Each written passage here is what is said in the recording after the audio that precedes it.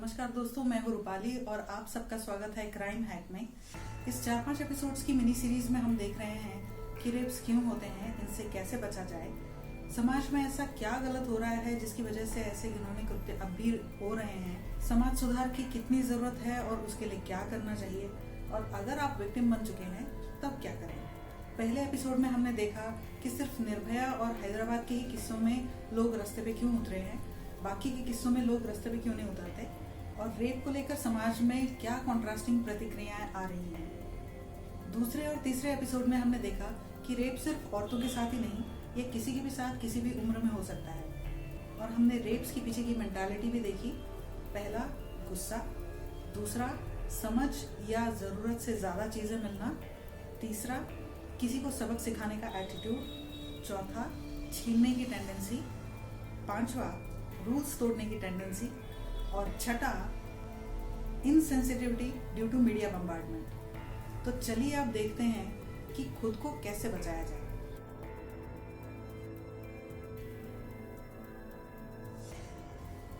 तो सबसे पहले अपने कान, नाक, आंख और दिमाग खुला रखें। एक बार मैं अपने दोस्तों के साथ मुंबई के सी बीच पे गई थी रात में। जिन लोगों को पता नहीं उन लोगों को बता दूं कि रात में मुंबई में सी बीच पे घूमना मना है, वहां पर पुलिस का पहरा रहता है। हम लोगों को किसी ने तो भी बताया कि रात में समुद्र बहुत डरावना लगता है। हम लोग यंग थे तो निकल पड़े अपना हिम्मत टेस्ट करने के लिए। तो हम लोग 4 लोग थे और सी बीच पर ऐसे ही बातें करते टहलते हुए जा रहे थे। तो कुछ दूर जाने के बाद में मैंने देखा कि वहां पर 9-10 लड़कों का एक ग्रुप, बड़ा सा झुंड, वहां पर बैठ के बातें कर रहा था। जैसे ही हम उनके सामने से गुजरे वैसे ही वो उठ खड़े हुए और हमारे पीछे चलने लगे। अभी यहाँ पर रिस्क का असेसमेंट करना बहुत ज़्यादा ज़रूरी है। रिस्क क्या होती है? Risk is nothing but a possibility कि या तो वो हमारा पीछा कर रहे हैं, या दूसरी पॉसिबिलिटी ये कि वो हमारा पीछा नहीं कर रहे हैं और वो हमारी डायरेक्शन में इसके लिए जा रहे हैं बिकॉज वहाँ पर एग्जिट था, हम लोग एग्जिट की तरफ जा रहे थे। तो पॉसिबिलिटीज़ को असेस करना काफ़ी ज़रूरी है। और जैसे इंग्लिश में कहावत है कि होप फॉर द बेस्ट और prepare for the worst. Preparing for the worst is what is risk assessment. तो जब भी मैंने ये नोटिस किया, मेरे फ्रेंड्स ने ये कोई चीज़ नोटिस नहीं की, वो अपना बातों में गुम बेवकूफ़ों की तरह चले जा रहे हैं, आजू बाजू में क्या हो रहा है वो समझ में नहीं आ रहा है उनको, उनका ध्यान नहीं है। लेकिन जैसे ही मैंने नोटिस किया कि वो लड़के हमारे पीछे पीछे चल रहे हैं, तो मैंने इमीडिएटली रिस्क असेसमेंट करना चालू किया। अभी रिस्क असेसमेंट में क्या असेस किया मैंने, तो हम लोग 4 जो लोग थे उनसे डबल नंबर ऑफ पीपल वो लड़के थे। तो दूसरी बात, हम चारों में से किसी को भी फाइटिंग नहीं आती थी। तो अगर गलती से वो 9-10 लड़कों ने हमारे ऊपर अटैक कर दिया होता तो देयर वाज नो वे कि हम अपने आप को बचा पाते। तो फिर क्या करना चाहिए? तो मैंने आजू बाजू में देखना चालू किया। अभी सी बीच के ऊपर में काफ़ी सारे लोग नारियल पानी पीते हैं, वो जो शेल्स रहते हैं खाली वो फेंक देते हैं ऐसे ही। तो बहुत सारे शेल्स नारियल के ऐसे पड़े हुए थे। तो मैंने क्या किया, इमीडिएटली 2 शेल्स उठा लिए और उनको बॉक्सिंग ग्लव्स की तरह पहन लिया। अभी क्या हो जाता है कि नारियल का जो शेल है वो काफ़ी मजबूत रहता है। अगर मैंने मुक्के मारे तो कम से कम 2-3 लोगों को तो लिटा ही देती। तो जैसे ही मैंने ये नारियल के शेल्स उठाए, मेरे दोस्त मुझ पर हंसने लग गए, बोलने लगे कि ये क्या कर रही है तू, कचरा क्यों उठा रही है। मैंने उनको बोला, भाई सी बीच है, अपना खुद का देश है, अपना खुद का शहर है, हम सबको ये रिस्पॉन्सिबिलिटी है कि उसको क्लीन रखें, उसको साफ सुथरा रखें। तो ये लोगों ने यहाँ पर फेंका है तो मैं जस्ट ऐसे ही उठा के कचरे के वहाँ पर फेंकने के लिए जा रही हूँ। तो मैंने थोड़ा दादागिरी वगैरह करके उन लोगों को भी 2-2 शेल्स उठाने के लिए बोल दिया। अभी सिचुएशन ऐसी है कि हो सकता है कि वो हमारा पीछा कर रहे थे लड़के, हो सकता है कि वो हमारा पीछा नहीं कर रहे थे, लेकिन प्रिपेयरिंग फॉर द वर्स्ट कि वो हमारा ही पीछा कर रहे थे। अभी सिचुएशन ऐसी थी कि हम चारों के हाथ में 2-2 नारियल के शेल्स बॉक्सिंग ग्लव्स की तरह थे। तो वो लड़कों की रिस्क बढ़ गई थी और हमारी रिस्क कम हो गई थी। तो इस तरीके से हमारे ऊपर हमला नहीं हुआ। हो सकता था कि हमारे ऊपर हमले के कोई चांस ही नहीं था क्योंकि वो लड़के हमारा पीछा नहीं कर रहे थे।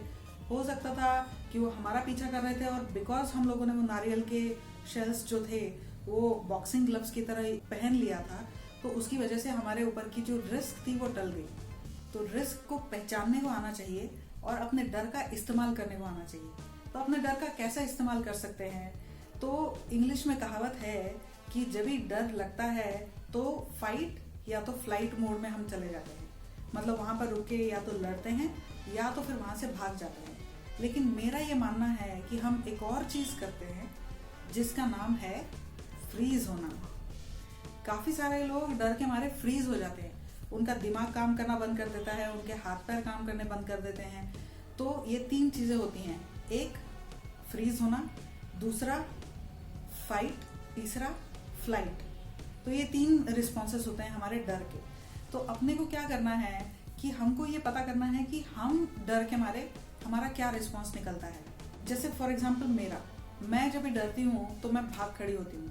तो जो लोग भाग खड़े होते हैं उन लोगों को क्या करना चाहिए कि आपको सिर्फ 2-3 सेकंड्स का या ज्यादा सेकंड्स का डिस्ट्रैक्शन क्रिएट करने को आना चाहिए। तो डिस्ट्रैक्शन कैसे क्रिएट कर सकते हो, या तो फिर किसी को डरा दो कि अरे वहां से कुछ आ रहा है, या तो फिर अपनी उंगलियां रहती हैं तुम्हारे पास में, अगर कोई वेपन नहीं होता। हम में से बहुत सारे लोगों के पास में कोई वेपन्स नहीं होते हैं, लेकिन जो गुनहगार होते हैं उनके पास में वेपन्स होते हैं। तो अगर उनके पास में वेपन्स हैं और हमारे पास में नहीं है, या समझो वो फाइटिंग करने में माहिर हैं और हम लोग नहीं हैं, तो हम लोग अपने पास में जो चीजें हैं उस चीजों का इस्तेमाल कर सकते हैं। अपनी उंगलियां रहती हैं, क्या करना है कि ये जो उंगलियां हैं ये सिर्फ उनके टॉर्सो में, मतलब यहाँ शोल्डर से लेकर के कमर तक के एरिया में ऐसे ऐसे मारनी है। किसी को भी ऐसे अगर मार के देखो, थोड़ा सा जोर लगा के मार के देखो, तो 2 सेकंड तक तो इतना दर्द करेगा कि अगर समझो टॉर्सो में मारा तो वो इंसान झुक जाएगा, यहाँ पे मारा तो वो पकड़ के बैठेगा काफी देर तक। तो अगर आप उंगलियां मारते हैं, या बहुत सारी औरतों के पास में अपने घर की चाबियां रहती हैं, पेन्स रहते हैं किसी के पास में, अपना हेयर क्लिप रहता है, कोई भी चीज ऐसी नुकीली चीज हो, और अगर नहीं भी हो तो भी अपनी उंगलियां भी काफी नुकीली रहती हैं, तो वो उससे आप अगर टॉर्सो में वगैरह मारते हैं तो फिर उनको दर्द चालू हो जाता है और वो कुछ देर के लिए डिस्ट्रैक्ट हो जाते हैं। तब वहां पर से आप भाग खड़े होकर के आपकी जान बचा सकते हो। दूसरा है कि फाइट करना। जिन लोगों का पहला रिस्पॉन्स अगर उनके ऊपर में अटैक होता है, तो अगर उनका पहला रिस्पॉन्स है फाइट करना, या अगर उनको डर लगता है तो इमीडिएटली उनका हाथ चल जाता है, ऐसे लोगों को अपने फाइटिंग स्किल्स के ऊपर में काम करना बहुत जरूरी होता है। इससे फर्क नहीं पड़ता है कि आप दुबले हों, पतले हों, मोटे हों, नाटे हों या अपाहिज हों, हर कोई अपने आप को बचा सकता है। हर एक में वो काबिलियत होती है कि वो अपने आप का संरक्षण कर सके। अगर आप दुबले या पतले हों तो इतना ध्यान में रखो कि दुबले पतले लोगों की हड्डियां बहुत ज्यादा जोर से लगती हैं, तो अपनी हड्डियों को और मजबूत कीजिए, और ज्यादा मजबूत कीजिए। जितना आप मजबूत कर सकते हैं, कैल्शियम जिस चीज में रहता है वो सब खाइए। बाकी आयरन, विटामिन डी, ये सारी की सारी चीजें जो हैं आप बैलेंस रखिए। आप हमेशा ध्यान रखिए कि आपकी हड्डियां बहुत मजबूत हों, तो आपका सेल्फ डिफेंस आपकी हड्डियां होंगी। जो लोग मोटे होते हैं उन लोगों ने क्या करना चाहिए कि जो कोई भी आपका हमलावर है उसका हाथ पकड़िए और शॉटपुट की तरह ऐसे खुद गोल घूम करके उसको दीवार पे दे मारिए, बस पे दे मारिए, ट्रक पे दे मारिए, या उसको ऐसे ही गिरा दीजिए, तो फिर वहां से आपको भागने के लिए चांस मिल जाएगा। और ऐसा कुछ नहीं है कि मोटे लोग भाग नहीं सकते हैं या पतले लोग भाग सकते हैं या व्हाटएवर, जस्ट डिपेंड्स अपॉन कि आपका रिएक्शन क्या है। मैं नॉर्मली भाग नहीं पाती हूँ, लेकिन जब मुझे डर लगता है तो मैं इतना जल्दी से भाग जाती हूँ कि लोगों को पता भी नहीं चलता कि अभी यहाँ थी, अभी कहाँ चली गई। तो अगर आपका रिएक्शन भागने का है तो फिर आप डिस्ट्रैक्शन क्रिएट करके, चाहे आपका बॉडी शेप कैसा भी हो, कुछ भी हो, आप इंस्टेंटली भाग सकते हैं। अपने आप के ऊपर में उतना भरोसा रखिए। तो मोटे लोग अगर हैं तो आप अपने खुद का वजन इस तरीके से इस्तेमाल करके लोगों को अगर दीवार पे मार दिया तो आपको बहुत ज्यादा टाइम मिल जाएगा वहां से भाग जाने के लिए, या फाइटिंग के लिए भी आप वो चीज का इस्तेमाल कर सकते हो। और अगर समझो आप दुबले हो लेकिन आपका अटैकर जो है, आपके ऊपर में जो हमला कर रहा है, वो हमलावर जो है, उसका वजन अगर ज्यादा है, तब भी आप ये चीज कर सकते हैं कि ऐसे उसका हाथ पकड़ के शॉटपुट की तरह गोल घुमाइए और उसको दीवार पे या कहीं पर तो दे मारिए।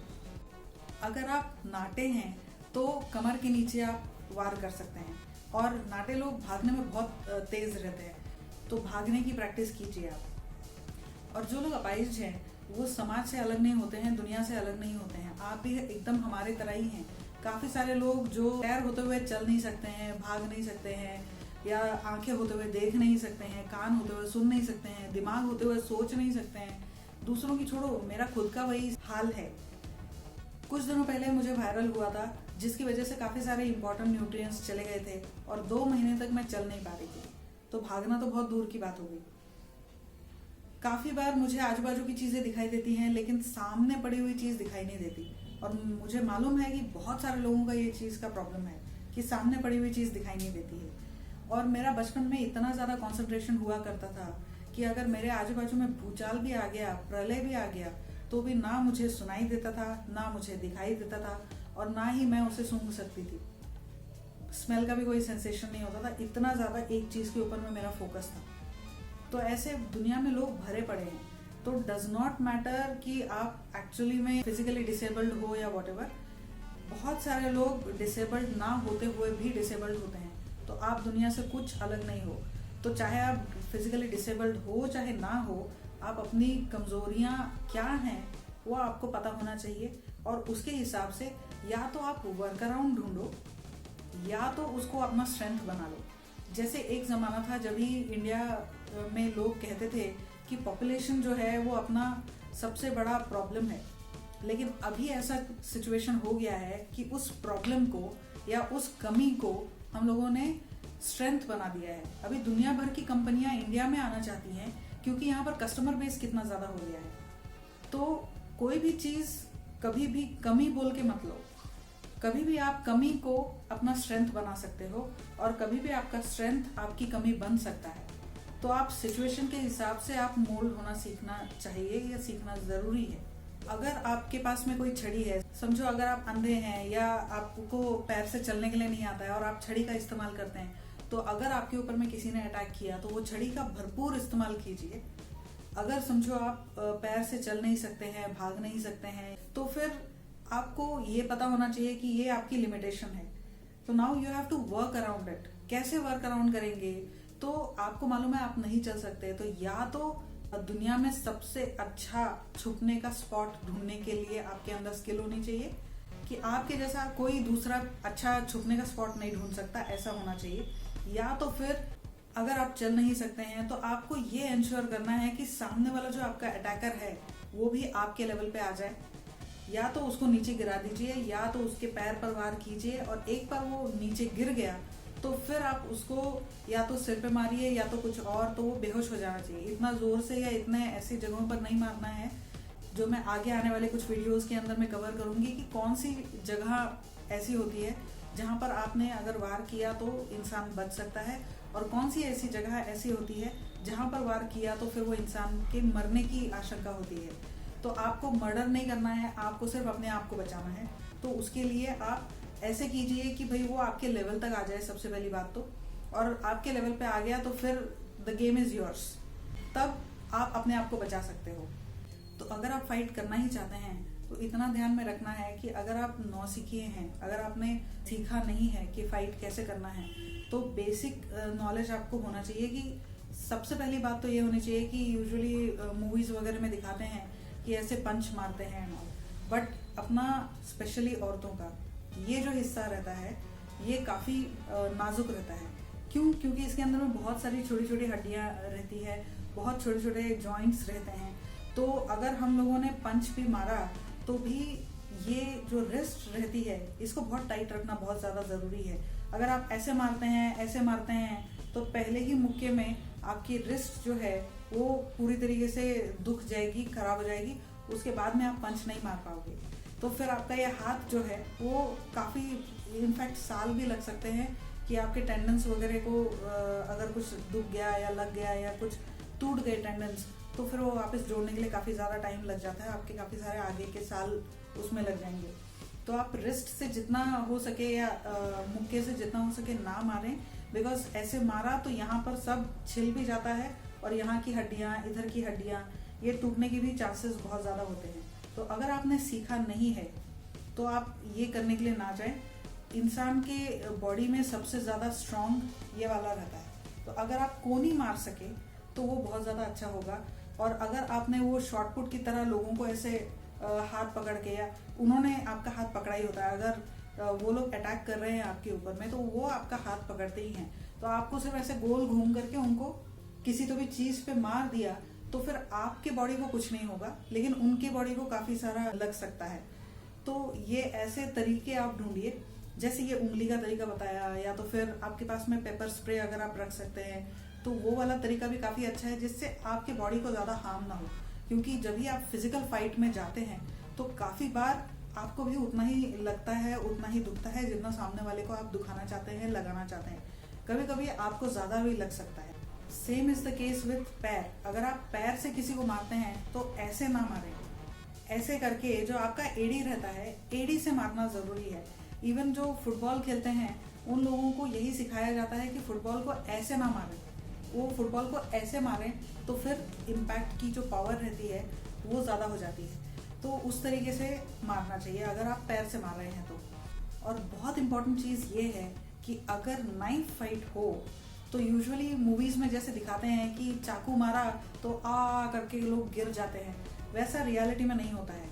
नाइफ से अगर लग गया तो स्पेशली औरतों को मालूम रहता है कि अगर आप सब्जी वगैरह काट रहे हैं और आपकी उंगली कट गई चाकू से तो आपको बहुत ज़्यादा दुखता नहीं है, लेकिन वहाँ से खून बहना बहुत ज़्यादा चालू हो जाता है। स्पेशली अगर पैर में वगैरह लगा या आपके बॉडी के बाकी के ऐसे जगहों पे लगा जहाँ से मेन आर्टरी जा रही है, तो फिर ऐसे जगहों पर अगर आपको चाकू लग गया तो फिर आप बहुत ही जल्दी खून बहने की वजह से मर जाते हैं। तो चाकू की फाइट में कभी भी आप इन्वॉल्व ना हो। चाकू दिखते ही या तो आप सरेंडर कर दो या तो आप वहाँ से भाग खड़े हो जाओ। यही दो तरीके हैं कि चाकू की फाइट में आप अपने आप को कैसे बचा सकते हैं। और अगर आप डर की वजह से फ्रीज हो जाते हैं तो आपको रिस्क असेसमेंट में बहुत ज़्यादा शातिरी हासिल करने की ज़रूरत होती है। आपको ये पता होना चाहिए कि आपके आजू बाजू में कौन नया बंदा दिख रहा है, कौन आपको काफ़ी दिनों से ताड़ रहा है, किसका बॉडी लैंग्वेज क्या कह रहा है। बॉडी लैंग्वेज को पढ़ने की भी आदत सबको होनी चाहिए, स्पेशली उन लोगों को जो डर के मारे फ्रीज हो जाते हैं। क्यों? क्योंकि जो क्रिमिनल्स होते हैं वो सारे बॉडी लैंग्वेज पढ़ने में एकदम माहिर होते हैं। और अगर आपको लगे कि कोई आपको ताड़ रहा है, कोई आपको परख रहा है, कोई आपको बहुत देर से देख रहा है, असेस करने का कोशिश कर रहा है, तो औरतें यूजुअली क्या करती हैं, फ़ोन लगाना चालू कर देती हैं या कान में गाना सुनना चालू कर देती हैं। ऐसा बिल्कुल ना कीजिए, क्योंकि सबसे पहली बात, आप किसी को भी फ़ोन करो, वो ना तो स्पाइडरमैन है, ना सुपरमैन है और ना ही भगवान है कि वो इंस्टेंटली वहाँ पर हाजिर हो जाएगा। आप ही अपने आप को बचा सकते हो। वक्त आने के ऊपर में कोई भी आपको ढूंढ नहीं पाएगा, क्योंकि क्रिमिनल्स कभी भी ओपन में या सारे लोगों के सामने क्राइम नहीं करते हैं। तो बॉडी लैंग्वेज पढ़ना बहुत ज़्यादा ज़रूरी है। और अगर आपने नोटिस किया कि कोई आपको देख रहा है और आपको डर लग रहा है, आप अनकंफर्टेबल फील कर रहे हो, तो आप अपना सारा डिस्ट्रैक्शंस कम करके, बंद करके, इनफैक्ट उनकी तरफ में पूरा अपना फोकस रखिए।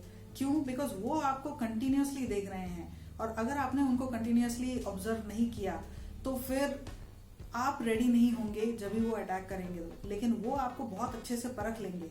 तो उनका एक तो ऑब्जर्वेशन बहुत ज़्यादा स्ट्रांग रहता है और दूसरा बॉडी लैंग्वेज पढ़ने में वो बहुत ज़्यादा अच्छे रहते हैं। तो ये अगर दो चीज़ हम लोग भी अपने में पैदा कर सकें या बढ़ा सकें, अपना ऑब्जर्वेशन पावर और अपना असेसमेंट रिस्क का, तो हम अपने आप को बचा पाएंगे। नहीं तो फिर एकदम से हमारे ऊपर सरप्राइज अटैक हो जाएगा और हम अपने आप को नहीं बचा पाएंगे। तो अपनी सुरक्षा अपने हाथ में है। इसके लिए हमको सबसे पहले तो अपने आप को जानना ज़रूरी है कि हम कौन से सिचुएशन में कैसे रिस्पॉन्ड करते हैं। तो डर कब कब लगता है? जब भी एक्सीडेंट होने वाला है या एकदम से कोई कुछ धड़ाम से गिरा देता है, तो ऐसे समय में हम जज कर सकते हैं कि हम डर में क्या रिस्पॉन्ड करते हैं। अगर हमने इस बात को पूरी तरीके से एक्सेप्ट कर लिया कि अपनी सुरक्षा सिर्फ और सिर्फ हम कर सकते हैं, हमको बचाने के लिए कोई और दूसरा नहीं आएगा ऐन वक्त पर, तो फिर कोई अपने को हाथ लगा के देखे। क्योंकि तब तक हम इतने अपने आप को मजबूत और सक्षम बना देंगे कि कोई भी सिचुएशन आ जाए हम लोग अपने आप को बचा पाएंगे। तो दोस्तों, इस एपिसोड में हमने देखा कि हम अपने आप को कैसे बचा सकते हैं। सिर्फ रेप्स के समय में ही नहीं, बट और भी किसी सिचुएशन में अगर हम फंस जाते हैं और कोई हमलावर हमारे सामने आ जाता है, तो हम अपने आप को कैसे बचा सकते हैं। अगेन मैंने नीचे कुछ लिंक्स दी हैं कि जैसे भारत में मिसिंग कंप्लेंट लिखाने में क्या क्या तकलीफें आ सकती है और क्या प्रोसीजर है।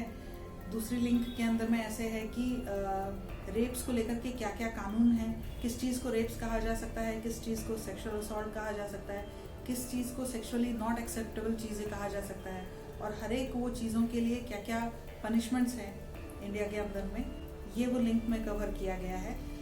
एक और लिंक में ऐसा है कि इंडिया में रेप्स का कानून कब चालू हुआ, उसका पूरा का पूरा हिस्ट्री है कि कैसे कैसे बदलते गया, किस रीजंस की वजह से बदलते गया, ऐसे कौन कौन से इंसिडेंट्स हुए थे जिसकी वजह से उसके अंदर में और इनोवेशन हुआ।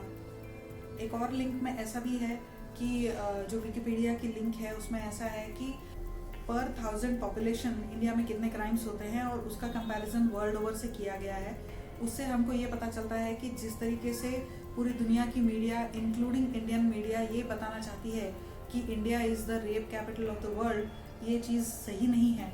इंडिया अब भी औरतों और लड़कियों के लिए काफ़ी सेफ है as compare to any other country in the world. सिर्फ गलत डेटा इस्तेमाल किया जाता है ये दिखाने के लिए कि इंडिया कितना डेंजरस कंट्री है, बट एक्चुअली में वैसा नहीं है। अगले वीडियो में हम ये देखेंगे कि समाज सुधार की कितनी ज़रूरत है और उसके लिए एग्जैक्टली क्या करना चाहिए, क्या एग्जैक्टली समाज में प्रॉब्लम हो रहा है जिसकी वजह से ये जो क्राइम्स है वो रुक नहीं रहे हैं। और हम इस मिनी सीरीज़ में इतने सारे टॉपिक्स कवर कर रहे हैं रेप्स को लेकर के, तो अगर आप कोई क्लासेस चलाते हैं जैसे सेल्फ हेल्प या मोटिवेशनल क्लासेस, या अगर आपका कोई NGO है जो ऐसे केसेस में डील करता है, ऐसे लोगों के साथ में डील करता है, और अगर आपने कोई वीडियोस बनाए हैं तो प्लीज़ आप हमारे सारे वीडियोस के साथ में लिंक कीजिए ताकि लोगों को बहुत सारी जो चीज़ें हैं वो एक साथ एक जगह पे मिल सके। तो अगले वीडियो तक सेफ रहें, दूसरों को सेफ रखें। नमस्कार।